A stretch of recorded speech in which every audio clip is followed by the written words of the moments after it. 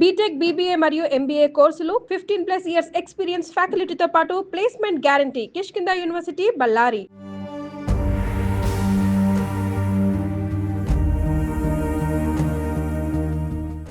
ద్రోణి ఉపరితల ఆవర్తనం కారణంగా హైదరాబాద్లో బుధవారం ఉదయం నుంచి వర్షం కురుస్తూనే ఉంది. దీంతో నగరం పూర్తిగా తడిసి ముద్దైంది. రోడ్లపైకి వరద నీరు భారీగా చేరడంతో వాహనదారులు అనేక ఇబ్బందులు పడ్డారు. పలుచోట్ల వాహన రాకపోకలు నిలిచిపోయాయి. అలాగే 3 రోజుల పాటు వర్షాలు కురిసే అవకాశం ఉందని వాతావరణ కేంద్రం ప్రకటించింది. ఈ నేపథ్యంలోనే ప్రజలంతా అప్రమత్తంగా ఉండాలని అధికారులు సూచిస్తున్నారు.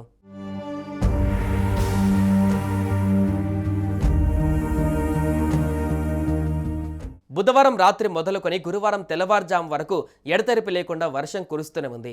జూబ్లీహిల్స్, మాదాపూర్, పంజగుట్ట, గచ్చిబౌలి, సికింద్రాబాద్, రామంతపూర్, ఉప్పల్, ఎల్బీ నగర్, దిల్సుఖ్ నగర్, హయత్ నగర్, సంతోష్ నగర్, పాతబస్తీ, ఆర్టీసీ క్రాస్ రోడ్డుతో సహా దాదాపు నగరంలోని అన్ని ప్రాంతాలలో వర్షం కురిసింది.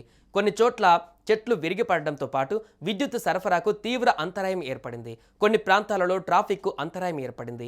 ఈ వర్ష ప్రభావంతో నగరంలో లోతట్టు ప్రాంతాలు నీట మునిగాయి. దీంతో నగరవాసులు తీవ్ర ఇబ్బందులకు గురవుతున్నారు. ఇక బుధవారం సాయంత్రం నుంచి రాత్రి వరకు మెట్రో రైల్లో ప్రయాణికులతో కిక్కిరిశాయి. అయితే ఈ వర్షం కేవలం నగరంలోనే కాదు, 2 తెలుగు రాష్ట్రాలలో కూడా ఇదే పరిస్థితి అని అధికారులు చెబుతున్నారు.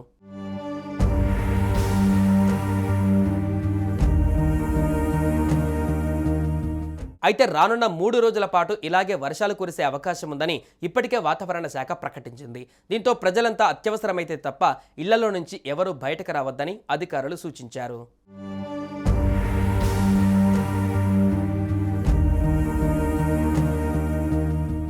సుమన్ టీవీలో మీ పర్సనల్ అండ్ బిజినెస్ ప్రమోషన్స్ కోసం కింది నెంబర్కి కాంటాక్ట్ చేయండి.